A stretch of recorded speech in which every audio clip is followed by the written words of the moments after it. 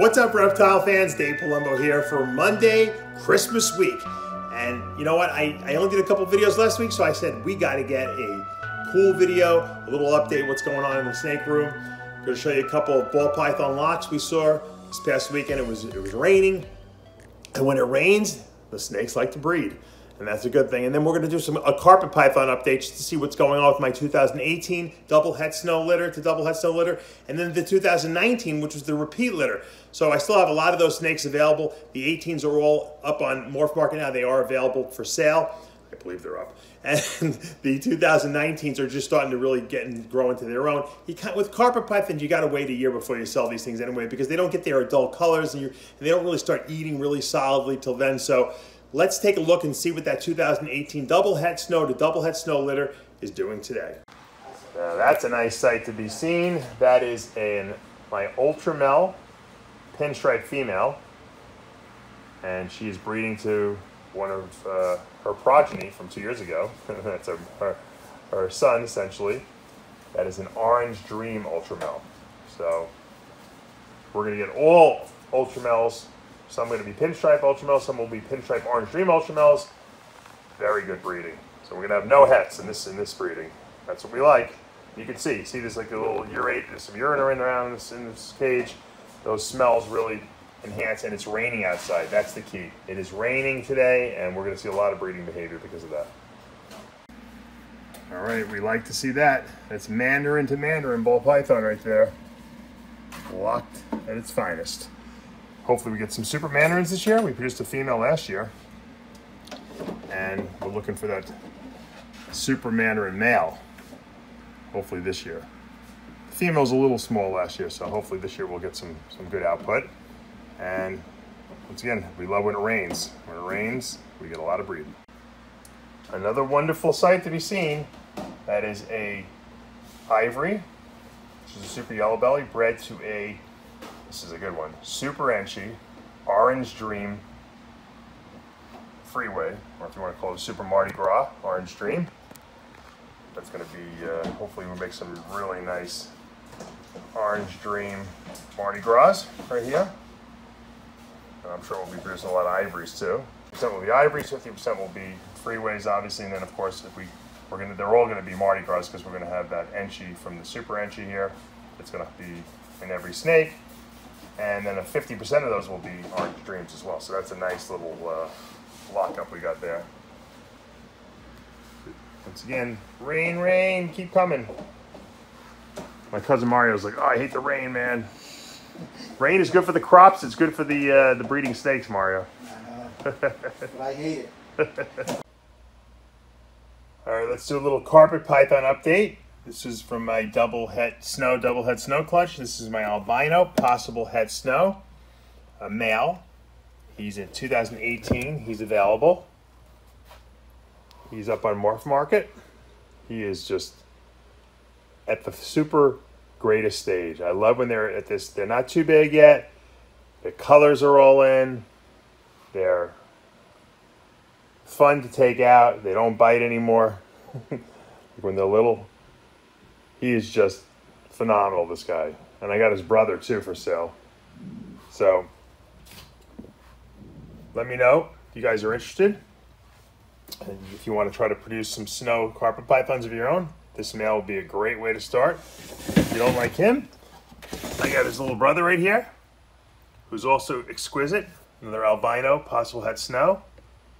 And once again, you can see how tame these guys are. I mean, I can put my hands right up to their mouth. They're just like super, super cool. And if you want to go with a slightly different angle, or you want to combine them with a nice female, I have a female right here. It's axanthic, possible het snow, which means 66% het albino. Let's get it right here.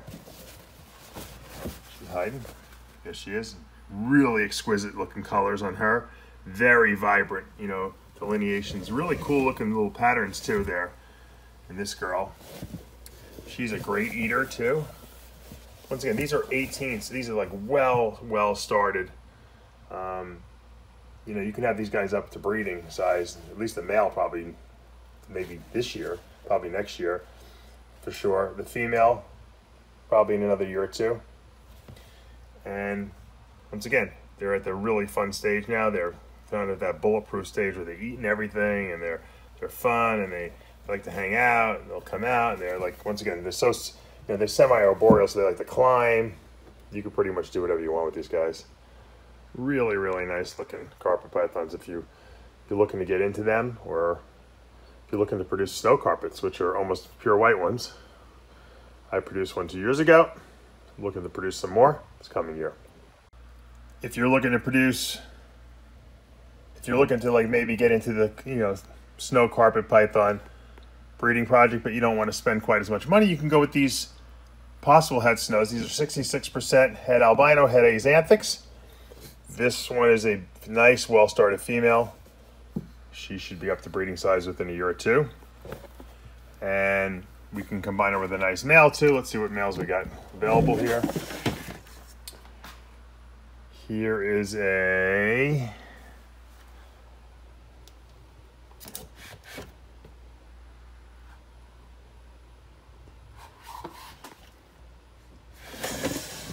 I don't have any males left.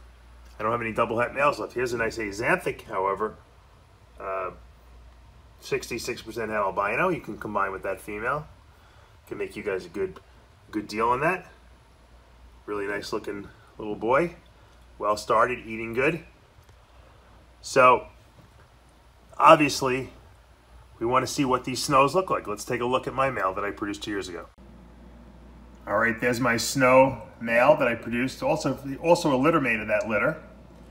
He is an albino axanthic. As you can see, the snows are not completely white. They do have some yellow in them. When he was born, I should say, he was way, way whiter. And then, the pattern comes out when they go for that color change. And said this before, the goal is to try to get rid of all that yellow. So we have to try to put some, either the hypo gene in there or caramel gene in there, try to erase that a little bit more. He's actually could be breeding this year probably. I'm going to wait till next year with him. I'm not in a rush with this little boy. I got some ideas for him. He's gorgeous though. Obviously that's, the whiter we want. Till we get that perfectly white carpet python. They did it in Australia already, but we haven't gotten it yet here in the US. Here's one of my holdbacks. This is my holdback axanthic. Possible het snow, female that I held back. Same litter. She's going in shed here, but she's been putting on some good size. She's really an eating machine. Obviously, I'm feeding her a little bit more than I feed the other ones I'll be selling, but so she's a little bigger. But she's a very pretty looking snake. Once again, we won't know if she's het albino until I breed her out. So, holding her back, and she's the only female I held back from that litter. Now here's a little albino from 2019. Same pairing, double het snow.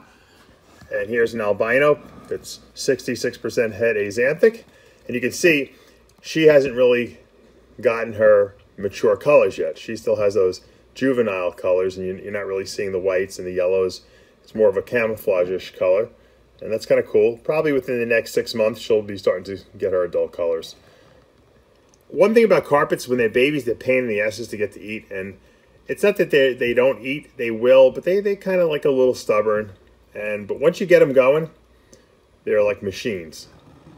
So in the past, I would be force feeding them, or assist feeding them, I should say.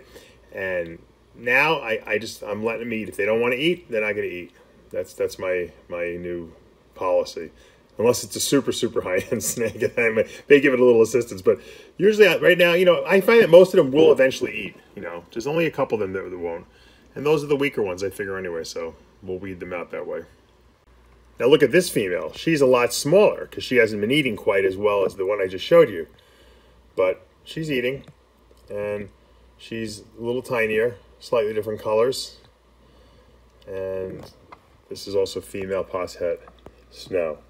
She's a little lighter. I'm wondering if that maybe would indicate, because the axanthic gene in carpet pythons is theoretically, at least a lot of people, specifically Nick Mutton, think it's incomplete dominant. And I tend to agree, because you can see there is visual cues to it when it's in its het form, which would imply maybe an incomplete dominant. And then when you put the two copies and make the homozygous, you get the silver-eyed axanthic. So this female could be, you know, peeking, giving us a little peek into the fact that she is axanthic. Here's an axanthic. Look at that silver eye. Oh my God, that's the tip off. This is an axanthic possible het albino, 66%, and he's doing, this is a little male. He's doing really well. He's growing well. He's eating. See how they like the perch. They'll even hang on to the side of a water bowl or a hide box. They'll sometimes hang out on top of there. They like to hunt from above. So here's the 2019s. I'm growing them up. I won't be listing them probably for another 6 months or more. That's why I'm working on the 18s. With carpet pythons, it's always like you're a year behind. Here's another albino female who's a really good eater. And you can see she's almost getting her adult color starting to come in. You can see that transformation there. You're getting those yellows and you're almost seeing the white distinction there. So they're all in different stages. And it really depends on how much they eat and how big they grow. I think it's not necessarily a time thing. Sometimes it's about how much size they can put on too. And once again, you can't rush these little guys. They'll only eat as much as they really want. They're on their own time frame. And the reason I show you this little girl is that she is a 2018. She's from that previous litter I showed you. Look how small she is. I really thought she was going to die. I didn't think she was going to make it. She even has a little twisted tail there. I don't even know what happened, if it got caught in something. She just, I really did not think this snake would make it. And I basically assist fed it for a year straight. And then I just said, okay, no more. She started eating. She's been eating every week now. So she decided she wanted to make it. I'll probably wind up keeping her as a pet unless someone else out there wants her as a pet. She's got like a little corkscrew tail. It's kind of cute, actually. See, look at that. And like I said, I don't know if it got caught in anything or what happened, but it didn't. A lot of people told me, oh, it was going to fall off, and it never did. And so she's got a cute little tail. So she's healthy in every other way. She's eating good now, and she actually turned out to be a really nice looking snake. And this is a snake that could have died had I not assist fed it, but I did because she was. I could tell she was like a really nice looking albino, and I said, oh, you know what? We'll see what happens. And then I just got at some point. I said, all right, enough is enough, and cut her off, and she started eating. So it's all good. Sometimes the story ends with a happy note. All right, guys. I hope you enjoyed today's little video on carpet pythons, and you got a little bird's eye view into a couple of ball pythons that are breeding right now. But carpets are super cool. I love them, you know, and I think finally my collection of carpets are starting to mature. Hopefully this year we get a couple really cool clutches. Really my only clutch has been the last 2 years has been my double het snow, which is exciting enough because who doesn't want a snow carpet python? But now I got other stuff, you know, coming into the fray, and hopefully we can combine some of these projects together and get some really cool stuff. So the carpets took a little bit longer to get off the ground. I know a lot of people say, oh, they're easy to breed. I don't know. It just took, I feel they have to get a little bit older and a little bit more mature before they really start producing regularly. And that was just my experience with them. But I like them. They're a little, like I said, they're a little bit of a pain in the neck to get eating. But once you get them eaten, I never had to use like birds or reptiles or anything like that to feed them. I always got them on pinkies, mice, hoppers, whatever. They eventually start to eat. It seems like sometimes you have to assist feed a little bit, but you know, most of the time they all started eating. The 19 litter was pretty good, I got to tell you. The 18 litter, I was a little more neurotic, and I was like, you know, all over them. I was assist feeding a lot more than I wanted to. This year I didn't.